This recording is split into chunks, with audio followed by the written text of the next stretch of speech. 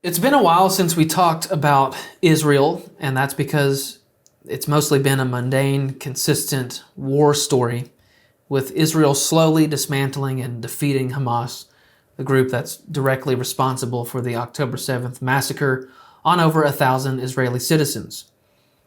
Israel has been relentlessly criticized for doing anything at all, but especially if they make a mistake, as they recently did. But most of what they've been criticized for has been fully fabricated lies. Most of all, the highly unlikely and suspicious death count of Gazan citizens. Tablet magazine wrote about this, describing the insane regularity from day to day. They wrote, "This regularity is almost surely not real. One would expect quite a bit of variation day to day. In fact, the daily reported casualty count over this period averages 270, plus or minus about 15%. This is strikingly little variation. There should be days with twice the average or more, and others with half or less. Perhaps what is happening is the Gaza ministry is releasing fake daily numbers that vary too little because they don't have a clear understanding of the behavior of naturally occurring numbers. Unfortunately, verified control data is not available to formally test this conclusion, but the details of the daily counts render the numbers suspicious." What are the actual figures?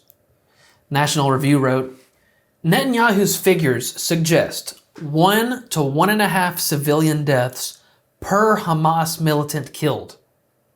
For reference, there were 15 million combat casualties and 38 million civilian casualties in World War II. So, the Israeli government is figuring the combatant to civilian death ratio at 1 to 1.5. And all the liberals will say, but there should be zero civilian deaths. And I'm sorry, but that is impossible with a terror organization who embeds themselves among the citizenry and next to schools and underneath hospitals. However, the ratio, if correct, is truly astonishing, given the combatant to civilian death ratio in World War II was 1 to 2.5. And my point on this subject all along has been that we're supposed to trust a terrorist organization's reporting? You think they're being ethical and honest in reporting casualties? Of course they're not. Hamas has been playing a propaganda game all along, and they know what kind of message this sends to the Jew-hating world. And sure enough, after enough of this propaganda, the President of the United States, the country who has been historically Israel's biggest supporter, Joe Biden called Prime Minister Netanyahu last week and demanded a ceasefire. So keep in mind, this was 12 days ago. Watch. He urged the Prime Minister to empower his negotiators to conclude a deal without delay to bring the hostages home. President Biden putting the pressure on Israel. In a phone call to Prime Minister Benjamin Netanyahu, he delivered a clear warning that an immediate ceasefire is essential and urged Israel to reach a deal without delay. Now, all of this is, of course, nonsensical because Hamas doesn't want to make a deal. They don't want a two-state solution. They want a one-state solution where all the Jews are either murdered or driven out and only Palestinians live in the state of Israel. I mean, it's pretty simple. Hamas wants one thing. It's stated in their founding charter. They want to wipe out the Jews. So, of course, there is no deal that can be made, and there's no two-state solution. But perhaps the most insane thing is that the President of the United States is calling for a ceasefire while there are still close to 100 hostages in Gaza, some of which are American citizens. In other words, yeah, we know they've kidnapped these 100 people and they're probably starving them and assaulting them. But look, Israel, you've got to stop fighting them. Now, there are only two things that Biden is good at. screwing things up, and demonstrating weakness to our enemies. His old boss even talked about that first thing Obama said in 2020, don't underestimate Joe's ability to bleep things up. And unfortunately, America did not heed this warning. Shortly into his tenure in office, Biden showed absolute weakness in the withdrawal from Afghanistan. And since then, our enemies have realized the opportune moment to make their moves. Russia has moved on Ukraine. Hamas attacked Israel with the funding of Iran. China moves closer to taking control of Taiwan. Millions have flooded over the U.S.-Mexico border. And this phone call 12 days ago to Netanyahu was another demonstration of weakness.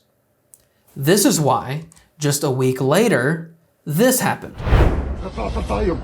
Iran tonight launched a swarm of drones at Israel as air defenses lit up the sky and exploded over Jerusalem.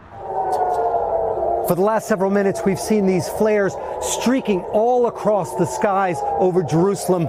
And now, for the first time, we're hearing the air raid sirens. It's a developing attack that is unfolding in slow motion. The drones take several hours to travel roughly 700 miles from Iran to Israel, giving the Israeli military and its allies time to divert, jam, or shoot them down. We are closely monitoring Iranian killer drones that are en route to Israel sent by Iran.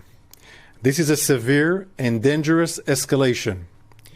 Our defensive and offensive capabilities are at the highest level of readiness ahead of this large-scale attack from Iran. This is what American weakness creates in the world. Chaos and destruction. Thankfully, though, Israel's incredible missile defense system diffused just about every single missile. U.S. officials actually reported that of the 120 ballistic missiles fired at Israel from Iran, only 5 got through Israeli and U.S. air defenses and hit Israeli territory. They also said that roughly half the ballistic missiles failed on launch or crashed in flight.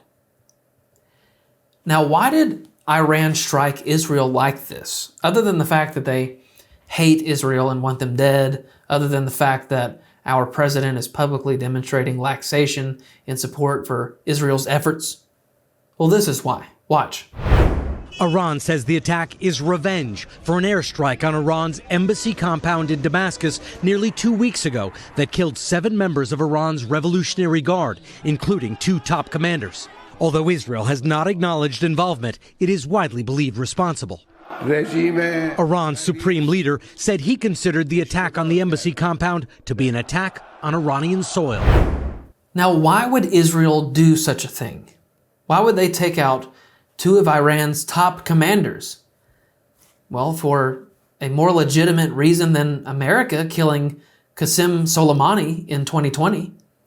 It's literally no secret that Iran is fighting a proxy war with Israel. They are directly funding, training, and supporting Islamic terror groups throughout the Middle East. Not just with Hamas in Gaza, but with Hezbollah in Lebanon and the Houthis in Yemen, etc.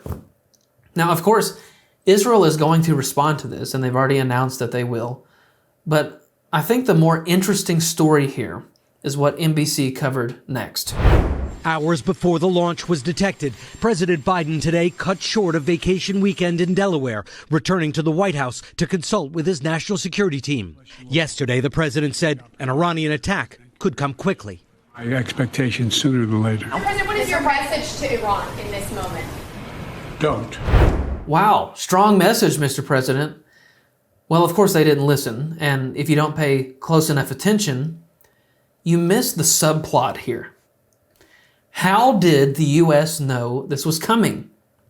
And if they knew beforehand, why didn't we do anything to stop it? Did we give Israel a heads up?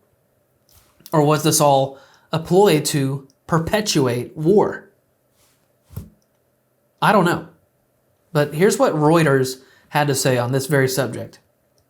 Turkish, Jordanian, and Iraqi officials said on Sunday that Iran gave wide notice days before its drone and missile attack on Israel. But U.S. officials said Tehran did not warn Washington and that it was aiming to cause significant damage. The Iranian foreign minister said on Sunday that Iran gave neighboring countries and Israel's ally, the United States, 72 hours notice it would launch the strikes.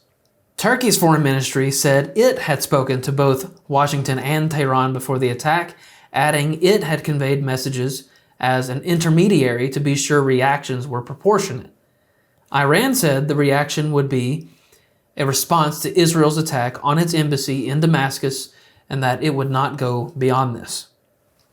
So, Turkey, Jordan, and Iraq are all saying that the U.S. knew about the attack, and U.S. officials are denying this. So, why did Biden come back from his vacation early and meet with his advisors? Could this have anything to do with it?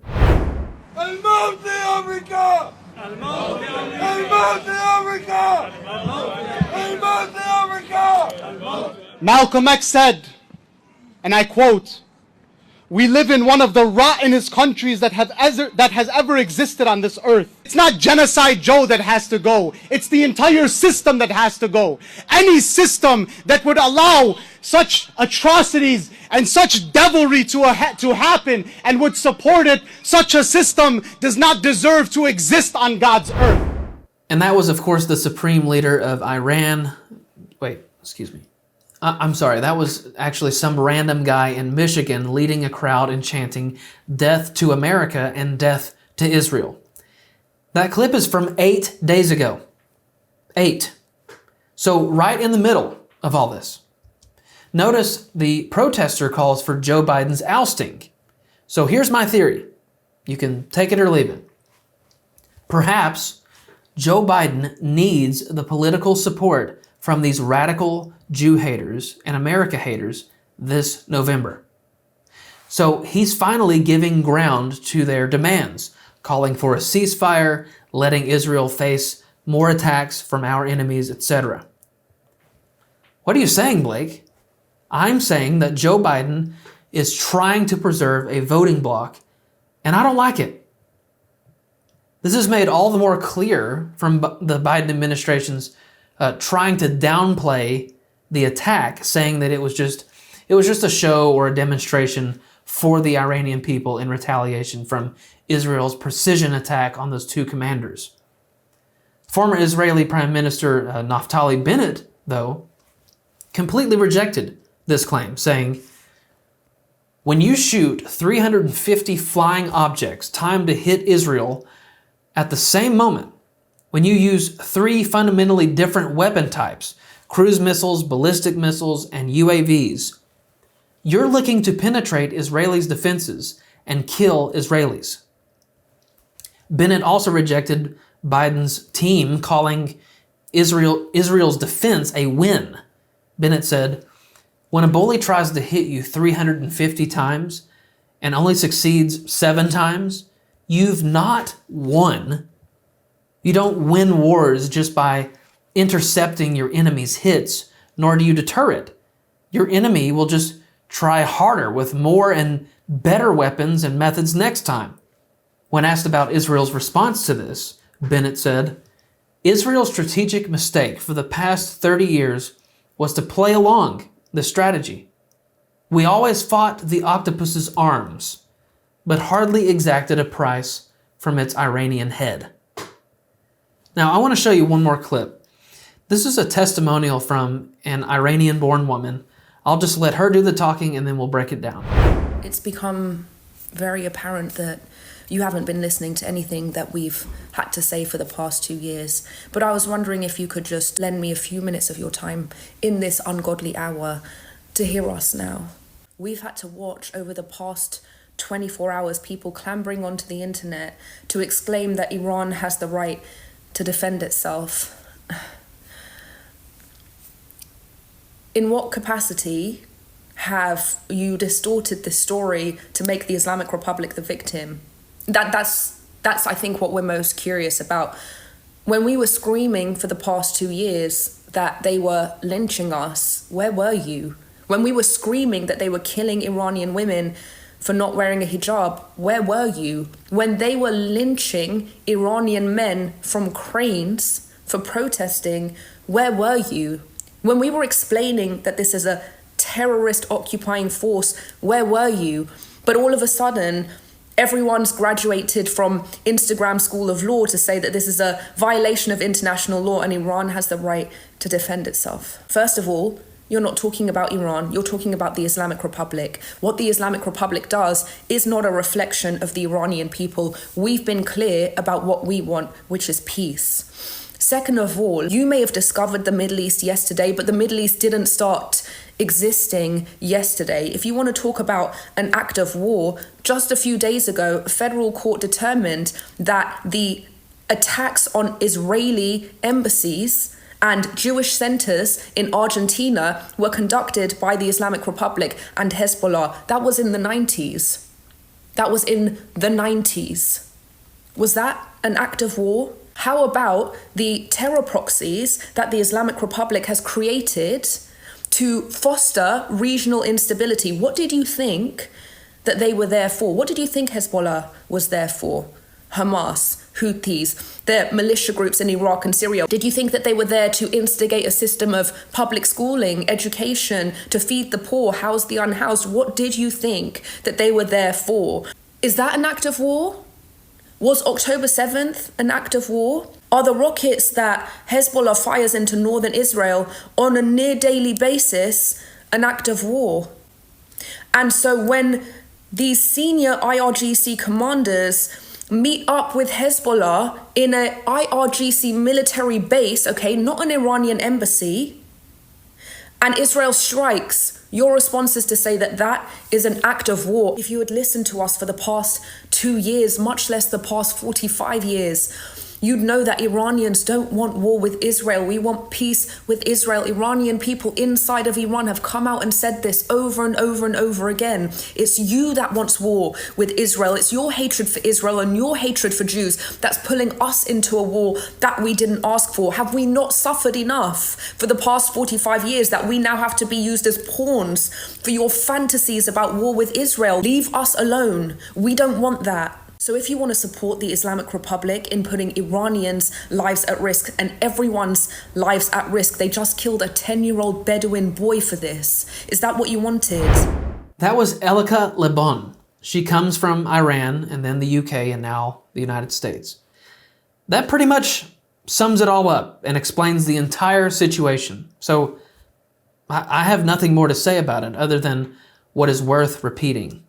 That this sort of thing would have never happened under Donald Trump because our enemies knew that screwing around could get you into Trump's crosshairs where he's either dropping a bomb on you or he's choking off the resources from you and your populace. So everyone, please keep in mind world peace this November at the ballot box. Thanks for watching this clip. Listen, I want to make sure that you stay informed on the news and the biblical response to it. So do yourself and us a favor and hit the subscribe button before you go. And then we would love for you to go check out WeTheFreeShow.com to grab yourself some merch to spread the word of We The Free. And we're also going to put a video that we think you'll like on the screen. Now, go and be that salt and light, and we'll see you next time.